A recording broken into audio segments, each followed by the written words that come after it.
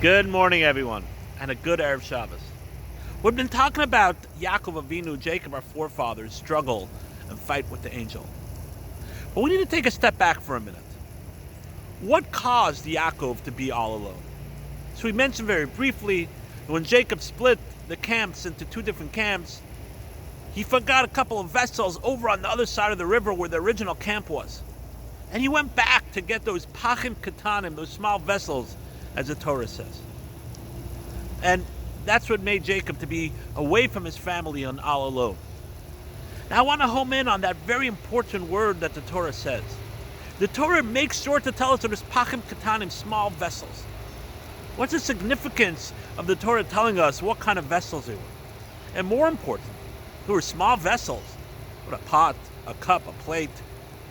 Why did Jacob go back for them? People move all the time, they forget something, they travel, they move across the country. A couple of dollars here, a couple of dollars there, you don't go back for that. He knew it was a time of danger. He was waiting for Esav to come and fight him. So why did he go back for those pachim katanim? Why did the Torah feel that it had to tell us there were pachim katanim? And my friends, the Torah is teaching us a very important lesson. And this was the heart of who Jacob was. He realized that everything that God gave him was for a reason.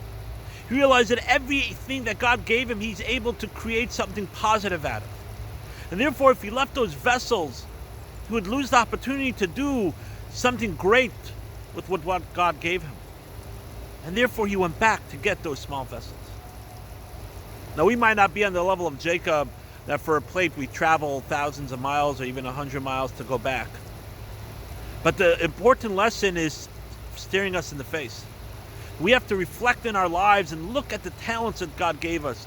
Look at the places that God has put us, the people that He's made us interact with, the possessions that He's given us, to make sure that we utilize all those to make the world a better place and to get ourselves closer to our relationship with our Father in heaven and allow us to grow to be the best that we can be.